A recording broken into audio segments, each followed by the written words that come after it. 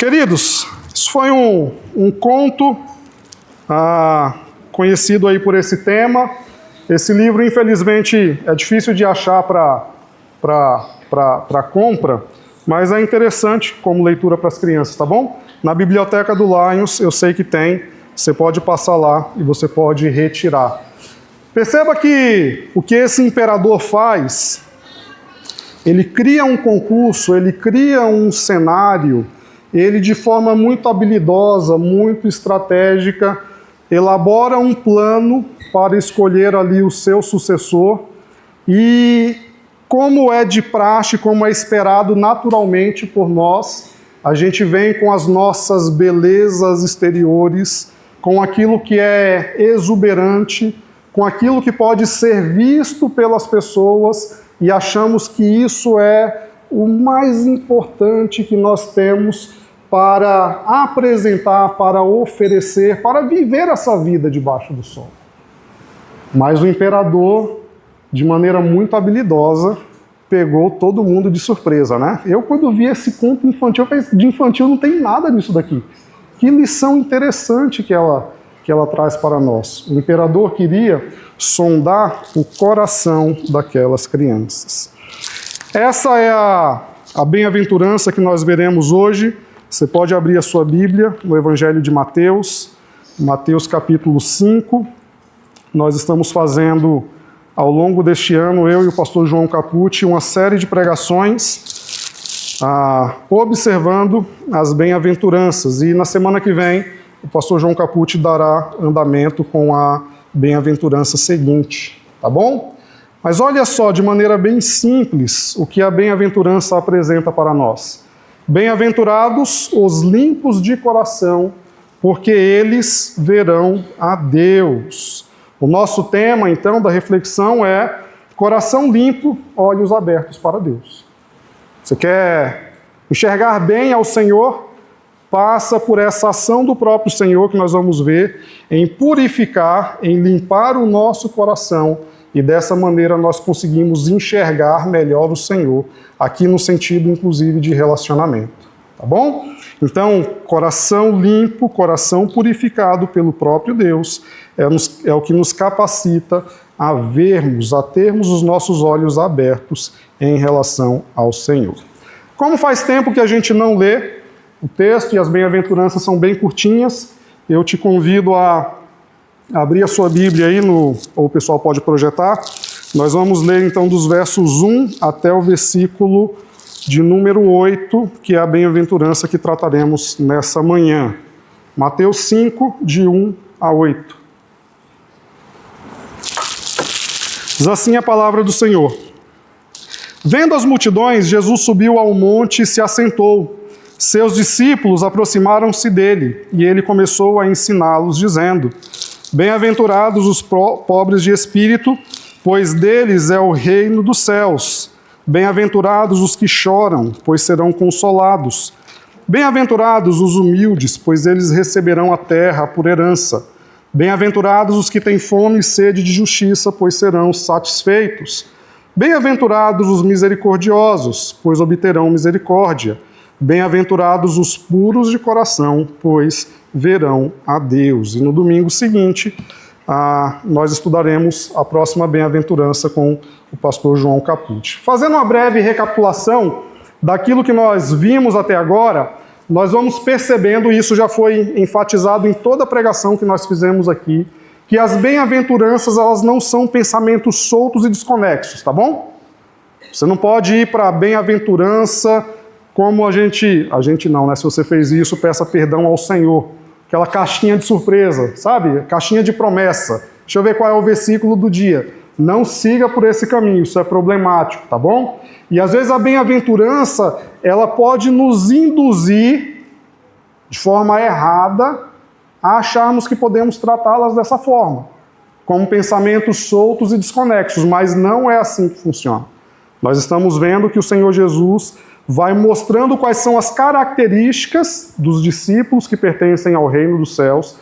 As bem-aventuranças, ou o Sermão do Monte como um todo, não é um manual de regra que você deve cumprir para chegar aos céus, mas é a ética do reino de Deus que a gente deve avaliar o nosso próprio coração e, mediante a avaliação, eu devo olhar para Cristo Jesus. Senhor, eu preciso do Senhor na minha vida, para que essas características do reino façam parte do meu viver. E que dessa forma, então, eu me torne um cidadão deste reino, já no tempo presente. Então, o Sermão do Monte, como um todo, e as bem-aventuranças, elas servem para a nossa avaliação. E nós vamos ver que o Senhor vai colocando uma ordem, uma sequência aqui. Nós já vimos, então, os pobres de espírito, e naquela pregação conduzida pelo pastor João, nós aprendemos ali que o pobre de espírito não se trata de uma questão social, não é questão monetária, mas é a pessoa que reconhece a sua própria condição diante de Deus. E que condição é essa? Distante, separado por causa do pecado. O homem pecador, maculado pelo pecado, não tem condição de estar plenamente diante do Senhor ou na presença do Senhor. Segundo a bem-aventurança, nós vimos os que choram. E esse choro aqui, aquela pessoa que reconheceu o seu estado, ela chora por conta do seu pecado. É um choro de quem percebe quem é, de quem se avaliou e reconhece a sua condição. Seguindo para a próxima bem-aventurança, bem-aventurado aqueles que têm fome e sede de justiça. São aqueles que buscam o caráter de Cristo Jesus. Estou distante desse padrão. Eu necessito dessa justiça, eu necessito desse padrão. Isso é fome e sede de justiça. A bem-aventurança seguinte, então, os misericordiosos.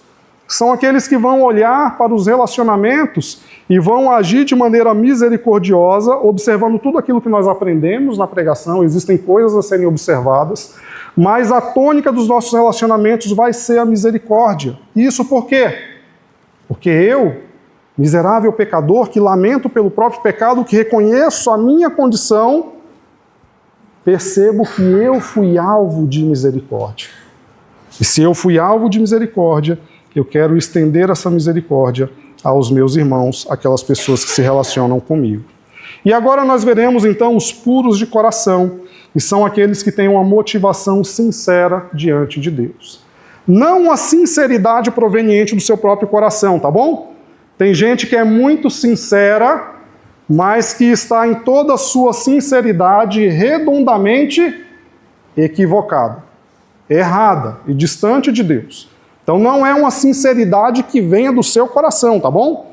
Mas uma sinceridade à luz dos princípios do Senhor, à luz da palavra do Senhor, à luz da percepção de quem eu sou e de como eu preciso da graça de Deus na minha vida.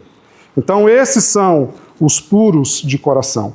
Em outras palavras, nós vamos vendo, vamos percebendo que Jesus vai mostrando até um processo de discipulado, de como deve ser a nossa vida, de como deve ser a nossa caminhada, a nossa jornada cristã.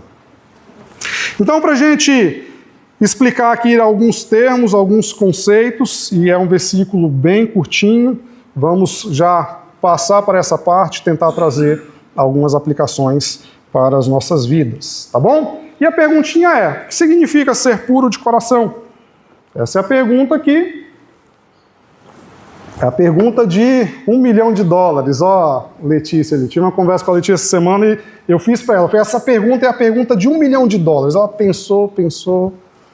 Ela falou, pastor, eu vou continuar sem $1 milhão, porque não sei responder esse negócio aí não. Certo? Mas essa é a perguntinha de $1 milhão. O que significa corações puros ou puros de coração? A ideia é ser limpo de coração e ter motivações sinceras, sem hipocrisia. Naturalmente não é perfeição moral, mas inteireza de propósito. O puro de coração vive de forma transparente diante de Deus. Então aqui a gente já quebra logo de cara um mito aí, certo? Vamos tirar o elefante branco da sala? Ser puro de coração não implica aqui em perfeição moral. Porque se for isso, se for a ideia de perfeição moral, desliga o ar-condicionado, fechem as torneiras, o último que apaguem as luzes, o último que sair, fecha a porta, vão embora, cada um vai cuidar da sua vida. Porque aqui quem está falando não é perfeito moralmente, vocês que estão ouvindo não são perfeitos moralmente, então a ideia de pureza de coração não traz essa conotação. Vai chegar um momento em que isso se tornará verdade. Chegará um momento em que nós estaremos diante do Senhor, quando essa realidade passar, já com o corpo glorificado e libertos da natureza pecaminosa, onde a pureza de coração vai significar perfeição moral. Por causa da ação do Senhor na vida daqueles que o pertencem. Então esse tempo vai chegar. E nós estamos caminhando para lá. E o esperado é que a cada dia, mesmo moralmente, eu me torne mais parecido com Cristo Jesus. Mas até o nosso último suspiro na terra, pureza de coração não significa perfeição moral diante do Senhor. Não tem jeito. Nós vamos ver o texto lá de 1 João, logo mais adiante, mas aí você já sabe do que o texto se trata, certo? 1 João é um tapa na cara disso daí. Se você disser que você não tem pecado, você é o quê? Mentiroso. João é curto e grosso, certo? Ele vai assim, na lata, não tem meias palavras, não tem introdução. Se você disser que você não tem pecado, tem duas pessoas que vão falar coisas diferentes. Um é Deus, outra é você. E aí João fala assim, ó, ou você ou Deus é mentiroso. Quem que é? Qual a possibilidade de Deus ser mentiroso? Então não é perfeição moral, irmãos. A palavra puro, ela significa ser limpo, sem mistura, sem duplicidade. Eventualmente, nós vamos, nesse mundo, nessa caminhada cristã, nós vamos pecar, nós seremos, ainda por causa da natureza pecaminosa, seduzidos por algumas coisas que esse mundo vai nos apresentar. E essa tentação, essa cobiça, inclusive, é por causa do nosso coração. Mas se você pertence ao Senhor, dentro do seu coração existe uma batalha espiritual entre o espírito e a carne. Então, a ideia é que nós não seremos tentados. Quem dera isso fosse verdade. Quem dera eu não fosse tentado por mais nada que desagrade ao Senhor. Mas isso não é a realidade. A realidade daqueles que pertencem ao Senhor é que estão travando uma batalha espiritual entre pureza, entre integridade, entre honestidade, sem hipocrisia, e tentações e desejos que ainda seduzem o nosso coração. Isso faz parte. E você tentar negar isso, você tentar negar que isso é uma realidade para o seu coração, você está colocando uma casca de banana para a sua própria vida cristã. Porque, à medida que a gente acredita nessas mentiras, a gente não se prepara para os perigos que serão apresentados. E a gente vai ver mais adiante como a gente pode trabalhar para manter o nosso coração puro. Mas se eu nego essa realidade, eu fico vulnerável. Eu fico desprotegido. Eu fico tranquilo. Mas o perigo nos cerca. Pedro vai falar que o diabo, nosso adversário, ele anda ao nosso derredor, bramando como leão, buscando a quem possa tragar. Essa realidade te cerca. Quer você creia nela ou não. Mas saber disso vai nos conduzir para tomarmos alguns cuidados. Então, pureza de coração traz a ideia de ser puro aqui, é daquele cristão que também não vai ter aquela vida dupla. Uma coisa é eu pecar, uma coisa é eu ser seduzido por coisas que ainda me atraem por causa da miserável natureza pecaminosa que eu ainda tenho. Isso é uma coisa. Uma outra coisa totalmente diferente é querer viver uma vida dupla. Uma coisa totalmente diferente é um imperador dar uma semente morta e depois de um ano eu chegar diante dele com uma planta bonitinha. Isso é a vida dupla.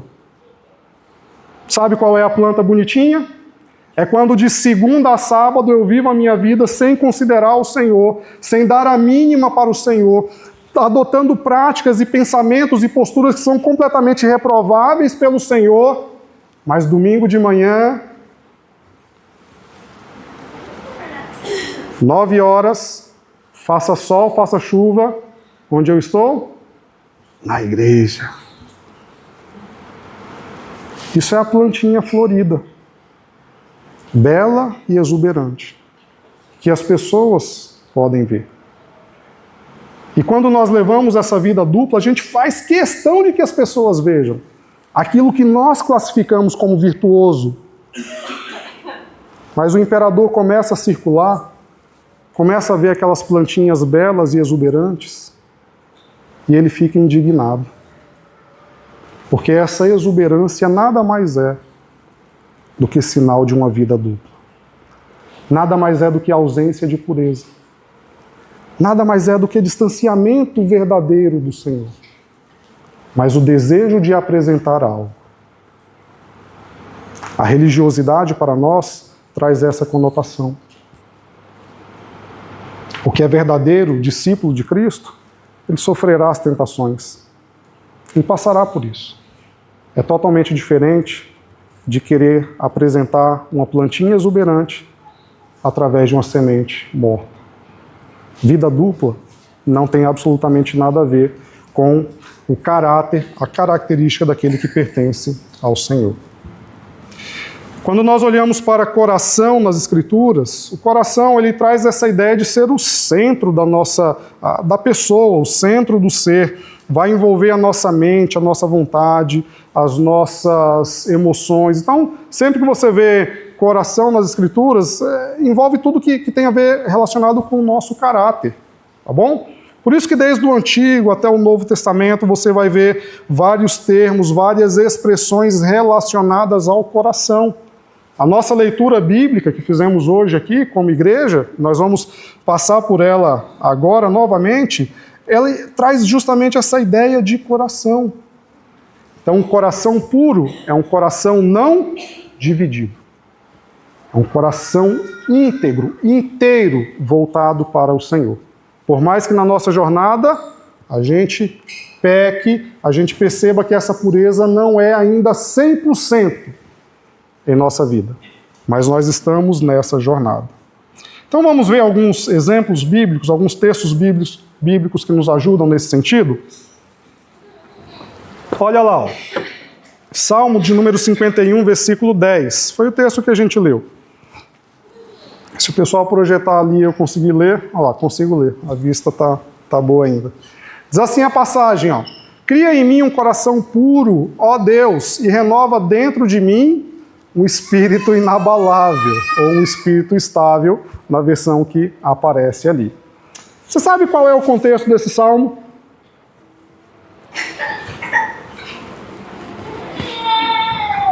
Quem sabe aí? Fala com coragem. Vai, as crianças tiveram coragem, quero ver os adultos agora.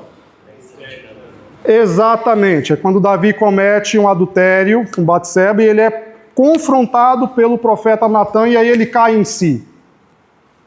E aí os versículos, todo o salmo é belíssimo, eu indico inclusive a leitura para casa, tá bom?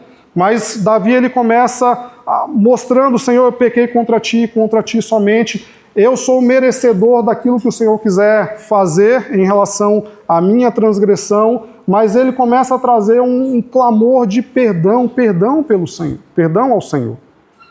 E aí nesse versículo 10, ele traz essa afirmação que nós queremos encerrar também com esse versículo, porque esse deve ser o nosso clamor. Senhor, cria em mim um coração puro e um espírito estável ou um espírito inabalável. Isso é algo que vem do Senhor. Sem a ação do Senhor em nossas vidas, isso não é possível. Sem a ação do Senhor em nossas vidas, a gente vai viver naquela gangorra, sabe? Chegou o domingo de manhã. Domingo de manhã é hora de eu pegar aqui a minha sementinha vistosa e apresentar para as pessoas. Olha só que legal, que crente bacana que eu sou. Mais de segunda a sexta, ou quando as pessoas não estão vendo. E quando as pessoas não estão vendo, isso mostra que eu desconsidero por completo o Senhor, porque quando os outros não estão vendo, Deus está vendo. Então, em outras palavras, é como eu dissesse assim, Senhor, o julgamento das pessoas para mim é mais importante do que o seu julgamento. Aqui agora não tem ninguém vendo que a minha plantinha não é tão bela assim, mas o Senhor está vendo. Mas eu vou praticar. Se você tentar fazer isso pelas suas próprias forças, isso será a tônica da sua vida. Não há mudança, não há possibilidade, não há qualquer alternativa. Isso vai ser a tônica do nosso viver. Outro texto que nos ajuda a compreender é Tiago, capítulo 4, versículo 8. Então, Tiago, logo após Hebreus, o pessoal já consegue projetar ali. Tiago, capítulo 4, versículo 8. Tiago, ele trata dessa questão do coração, mostrando para nós essa ideia de inteireza, essa ideia de integridade. O texto diz assim: aproximem-se de Deus e Ele se aproximará de vocês. Olha só, que coisa bacana. Como que a gente lida com o nosso coração? É pela própria força, pelo próprio esforço, pelo próprio mérito? Tiago está mostrando para nós que não. Aproxime-se de Deus e Ele se aproximará de vocês. Pecadores, limpem as mãos, e vocês que têm a mente dividida, purifiquem o coração. O cristão, então, é aquele que não tem essa mente dividida, que não leva uma vida dupla, mas é alguém que vai se aproximar do Senhor, para que tenha uma mente não dividida, uma mente íntegra e um coração purificado diante de Deus. O último texto, para nós exemplificarmos esse ponto, fica no próprio Evangelho de Mateus, capítulo 23, versículos 25 a 28. Mateus capítulo 23, versos 25 ao versículo 28. A gente ouviu a repreensão do imperador em relação às crianças, e isso já mexe conosco, não é verdade? Às vezes a gente se torna um pouco mais compassivo porque são crianças. Mas se fossem adultos aqui, a gente já... hipócrita, miserável, queria enganar lá o imperador, né? Então a gente já iria criar essa animosidade em nosso coração. Não é assim que funciona? Isso por conta do julgamento do imperador. E Jesus avaliando corações duplos, corações sem integridade, sem inteireza.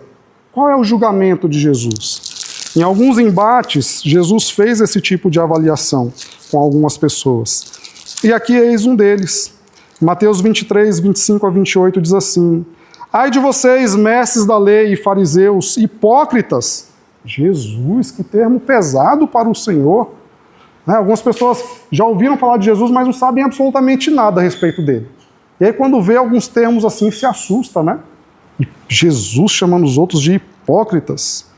Vocês limpam o exterior do copo e do prato, mas por dentro eles estão cheios de ganância e cobiça. Fariseu cego, limpe primeiro o interior do copo e do prato, para que o exterior também fique limpo. Ai de vocês, mestres da lei e fariseus hipócritas! Vocês são como sepulcros caiados, bonitos por fora, mas por dentro estão cheios de ossos e de todo tipo de imundície. Assim são vocês. Por fora parecem justos ao povo, mas por dentro estão cheios de hipocrisia e maldade. Essa é a avaliação de Jesus Cristo em relação a quem tenta conduzir, a quem tenta levar uma vida dupla. Eu diria até que tem um peso maior, porque esses homens eram classificados e se consideravam como mestres, tá bom? Naquela sociedade. Então, tem um peso especial aqui nas palavras de Jesus. Mas mesmo que você não se coloque como um mestre, como um líder religioso, como uma referência para as pessoas, se você tem conduzido a sua vida com essa duplicidade, esses princípios aqui também se aplicam à sua vida. Essas palavras duras de Jesus devem também te conduzir a uma reflexão. Qual é o estado do seu coração? A pureza de coração, ela não é uma máscara. Não dá para a gente mascarar a pureza de coração. Não dá para a gente tentar criar um estereótipo aqui, práticas. Tente seguir dessa forma, que aí você vai conseguir mostrar de maneira exterior uma verdadeira pureza de coração. Não é. A ideia aqui não é essa. A bem-aventurança dos puros de coração é para a gente avaliar como está o nosso coração. Para saber se de fato eu tenho um relacionamento com o Senhor ou não. Para saber se essa avaliação me remete à primeira bem-aventurança, pobre de espírito. A segunda bem-aventurança, alguém que chorou pelo pecado. puros de coração, então a gente deve considerar isso como um espelho. Senhor, deixa eu ver o que o Senhor está falando sobre isso. Deixa eu esquadrinhar a minha vida. Deixa eu olhar o meu dia a dia e a minha prática. E dependendo daquilo que eu notar, aliás, eu diria que todos nós deveríamos fazer esse apelo, quando acordarmos, quando formos dormir, cria em mim, ó Deus, um coração puro. Alguns para salvação, alguns porque ainda não têm um relacionamento com o Senhor. Outros por uma questão de santificação. Se você já entregou sua vida a Cristo, cria em mim, ó Deus, um coração puro no sentido de santificação. Quero ser cada vez mais parecido com Cristo. Mas esse deveria ser o nosso clamor. E aí depois, então, no final da bem-aventurança, vem a recompensa. Olha aí a parte boa, olha lá. Bem-aventurados os puros de coração, porque eles verão a Deus. Ver a Deus é ter comunhão íntima com Ele desde já, desde agora, e contemplá-lo na eternidade. Quanto mais limpo o coração, mais nítida é a visão de Deus. Pregação após pregação, a gente fala assim, né? Essa bem-aventurança é especial. É assim, vocês vão ouvindo isso, né? Semana que vem vocês vão ouvir do pastor João Capucci. Essa bem-aventurança é especial. E todas são especiais, certo? Toda a palavra de Deus é inspirada, é perfeita e toda ela é especial. Quando a gente diz que é especial, é porque ela traz para nós, assim, as suas particularidades. E essa bem-aventurança, a gente olha para ela assim, ó, e o poder de síntese de Jesus é impressionante, porque nós encontramos o Evangelho aqui. O puro de coração é alguém que já passou por todo esse processo de reconhecer a sua natureza pecaminosa, que chorou pelo pecado, que está tendo um coração agora lapidado pelo Senhor, regenerado pelo Senhor, e ele entra numa esfera de relacionamento com Deus. E o resultado disso, a recompensa disso, é de que verá a Deus, um relacionamento com o Senhor, já no tempo presente e ainda de forma mais profunda lá na glória. Peço o esforço de todos os irmãos que se concentrem em mim aqui, tá bom? Um esforço coletivo, todo mundo olhando para mim. Então, essa bem-aventurança nós encontramos de maneira bem sintetizada por Jesus Cristo, tudo aquilo que abrange o Evangelho. Então, ver a Deus, irmãos, vamos tentar, até para sermos práticos e caminharmos já para os finalmente, ver a Deus, nós podemos considerar em alguns aspectos da nossa vida, tá bom? Existe essa promessa, sim, futura, de que um dia estaremos com o Senhor e nós devemos nos apegarmos a ela, e isso dá firmeza para a nossa caminhada cristã, mas isso já no presente se torna uma realidade, uma verdade para nós. Ver a Deus significa ter uma comunhão íntima com Ele já no presente. Essa ideia de ver a Deus nas Escrituras tem algumas complicações, tá bom? Se a gente tivesse tempo, a gente poderia fazer um biblicamente só para falar sobre isso, né? Moisés viu ou não viu a Deus lá na brecha quando o Senhor passou de costas? E Isaías, quando viu a glória do rei, como que funciona esse negócio? Aí vem Jesus lá no Novo Testamento e os discípulos falam assim, Senhor, mostra-nos o Pai. Qual é a resposta de Cristo Jesus? Quem vê a mim, vê ao Pai. Tanto tempo eu estou com vocês e vocês perguntam, mostra-nos o Pai. Quem vê a mim, vê ao Pai. A gente não canta aquela música belíssima, Ele é o quê? A imagem do Deus invisível, a expressão exata do seu ser. Então, esse ver a Deus, existe esse aspecto da eternidade, mas existe o aspecto do tempo presente já, do relacionamento com o Senhor, da vida em intimidade com o Senhor. O ver a Deus envolve o perceber o Senhor nas circunstâncias da nossa vida. A gente não afirma que Deus é soberano sobre todas as coisas, sobre todos os eventos, tudo aquilo que acontece conosco. Então eu posso perceber a mão de Deus em cada momento, em cada circunstância. E finalmente, ver a Deus envolverá o contemplá-lo face a face. Isso vai ser legal, não vai?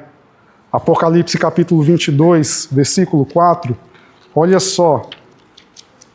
Vamos aquecer o nosso coração nessa manhã um pouquinho chuvosa. Apocalipse 22, dos versos 1 até o verso 4, diz assim: Então o anjo me mostrou o rio da água da vida, que, claro como um cristal, fluía do trono de Deus e do Cordeiro. No meio da rua principal da cidade, de cada lado do rio estava a árvore da vida, que frutifica 12 vezes por ano, uma por mês. As folhas da árvore servem como cura para as nações. Já não haverá maldição nenhuma. O trono de Deus e do Cordeiro estará na cidade, e os seus servos o servirão. Versículo 4. Olha só que impressionante. Eles verão a sua face, e o seu nome estará em suas testas. Então, ver a Deus é contemplar toda essa beleza que vai sendo descrita para nós no final das Escrituras. Estaremos diante da sua majestade. Presenciaremos, já sem a natureza pecaminosa, essa presença do Senhor. Como isso será sublime. Como nós devemos desejar, almejar esse tempo. Mas esse ver a Deus já se inicia hoje, naqueles que têm passado por esse processo de purificação do coração. Algumas questões bem práticas agora, irmãos. Como purificar o nosso coração? Vamos ver aí algumas 4 dicas que eu quero deixar para vocês. Como purificar, então, o nosso coração? Primeiro que, olhando para as bem-aventuranças, esse é o processo do próprio Senhor em nossas vidas, tá bom? Mas considerando esse trabalho constante do cria em mim, ó Deus, um coração puro, algumas coisas que nós devemos observar diariamente em nossas vidas. A primeira delas, a confissão constante. Pureza não é um estado permanente, tá bom? No sentido posicional, se você pertence ao Senhor, então o Senhor está realizando a obra na sua vida. Mas será permanente quando nós estivermos lá na glória. No tempo presente, infelizmente, ainda não. E o texto, então, de 1 João, capítulo 1, versículo 9, vai trazer essa ideia para nós. Se confessarmos os nossos pecados, Ele é fiel e justo para nos perdoar os pecados. E mais o quê? Nos purificar de toda injustiça. Se a gente disser que não tem pecado, se a gente disser que o nosso coração é puro, íntegro, se a gente disser que o nosso coração não tem nenhum resquício, nenhuma mácula do pecado, lembre-se, ou você ou Deus é mentiroso. Eu acho que somos nós. Então isso não é para nos colocar em desespero. Isso é para nos apontar para a cruz. E quando nos aproximamos da cruz, nós podemos então confessar os nossos pecados, porque Ele é fiel e justo para nos perdoar. Para além disso, nos purificar de toda injustiça. E essa purificação é por causa do sangue do Cordeiro. Então isso para nós é um pensamento encorajador. Você quer saber como cultivar o seu coração puro? Palavra de Deus. Você tem se alimentado da palavra de Deus? Você tem se apropriado da palavra de Deus? Você consegue falar de alguns aspectos da palavra de Deus com tanta naturalidade como você fala da sua profissão, como você fala do seu cônjuge, como você fala do seu filho, como você fala do carro que você gosta, como você fala da moto que você gosta, como você fala do esporte que você curte. Porque quando tem algo que a gente gosta, a gente sabe. Se você for perguntar para cada criancinha aí, eu levo os meninos lá pro jogo, né? Um dia eu vou, outro dia o Matheus, que a gente é vizinho, e os meninos têm a mesma idade. Eles sabem a escalação dos times deles lá. O Martim sabe, todo mundo de São Paulo. Fica até, poxa vida, eu falo, Betinho, pode torcer pro Flamengo nessa idade aí, né? Dá para mudar, não precisa ficar sofrendo. Mas a gente sabe, a gente tem familiaridade. E com a palavra de Deus? Qual é o seu nível de familiaridade? Sabe por que é interessante? Porque lá no Salmo 119, versículo 9, é um salmo assim de exaltação da palavra, de exaltação a Deus por meio da sua palavra, aquilo que Ele revelou a nós. O salmista diz assim, ó, como pode o jovem manter puro o seu caminho? Essa é outra perguntinha, de $1,5 milhão agora. Ó. Ah, esse mundo está perdido, para o jovem não tem esperança. Como que o jovem vai ser santo? Como que o jovem vai ser puro? Esse mundão, o mundo sempre foi mundo, gente. Desde que o pecado entrou, o mundo sempre foi mundo. Então essa ideia aí de que é só desculpa. Como poderá o jovem manter puro o seu coração? Vem a resposta, é uma pergunta retórica. O salmista não está em dúvida aqui, tá bom? Observando-o conforme a sua palavra. Às vezes a gente vai conversar com alguns e não, eu estou lutando, eu estou me esforçando, porque Deus está falando comigo, Deus isso, Deus aquilo. Qual foi a última vez que você abriu a palavra e se colocou diante dela? Não lembro. Não sei. Não tenho tempo, não tenho prazer. Como que Deus se revela a você? Como que Deus te conduz a um caminho de pureza? Outra questão, vigilância interior. Não é apenas aquilo que a gente apresenta para as pessoas, não é uma bela flor, mas as motivações do nosso coração. Faça uma avaliação constante do seu coração. Nós podemos estar fazendo coisas para o Senhor e pecando. Eu posso estar pregando para vocês aqui neste momento e pecando. Quem vai avaliar se meu coração aqui não está envaidecido? Se eu não estou aqui para no final receber algum tipo de elogio, algum tipo de afago e tapinha nas costas. Nós somos capazes, o nosso coração é uma fábrica de ídolos. Nosso coração, como diz o profeta, ele é inclinado para o mal, é totalmente corrupto, desesperadamente corrupto. E nós podemos fazer coisas para o Senhor com a motivação errada e pecaminosa. Então, como observar o seu coração? Avalie constantemente. Constantemente. Qual a minha motivação em fazer tudo aquilo que eu tenho feito? E por último, última dica, mantenha o foco no Senhor. Pureza é manter então esse coração íntegro. Lá no Salmo de número 86, versículo 11, o salmista também faz um clamor. Unifica o meu coração para que eu tema o teu nome. Algumas dicas que a gente pode observar nessa jornada para você que já entregou sua vida a Cristo, de como manter um coração puro. A nossa conclusão, então, irmãos, é a seguinte: pureza não é isolamento do mundo, isolamento das circunstâncias, isolamento do ambiente, mas é inteireza diante de Deus. O mundo vai dizer para você constantemente, siga o seu coração, e nisso você será feliz. O que Jesus diz para nós é, tenha um coração puro. Nisso consiste ser bem-aventurado. Essa é a nossa jornada. Essa é a nossa caminhada. Essa é a caminhada daquele que tem um coração limpo e purificado pelo Senhor. Ele é pobre de espírito porque ele reconhece quem ele é. Ele chora e lamenta pelo seu pecado. Ele é manso, ele se submete à justiça de Deus. Ele é faminto, ele busca por justiça, ele busca pelo caráter do Senhor. Ele é misericordioso e age com compaixão. Ele é puro de coração. Ele deseja ver a Deus e guarda no seu coração essa grande expectativa. A nossa reflexão, então, é: clame ao Espírito Santo. Se você não percebe traços dessas características do reino na sua vida, o que você deve fazer hoje é clamar ao Espírito Santo para que purifique o seu coração. Pare de tentar lutar pelos seus esforços, pare de tentar lutar com base no seu mérito. Tudo que você vai conseguir apresentar para o imperador dos imperadores é uma plantinha fake, bonitinha por fora. Mas a semente que foi entregue é uma semente morta. E o imperador sabe disso. Ele não está olhando a exuberância da plantinha. Ele está olhando aquela sementinha, aquilo que reside lá no coração. Portanto, não é uma questão de mérito. Que a nossa oração, que o nosso desejo, conforme o salmista diz, no capítulo 51, versículo 10, é: cria em mim, ó Deus, um coração puro e renova dentro de mim um espírito inabalável. Que tenhamos corações puros, que possamos ver verdadeiramente o Senhor. Vamos orar.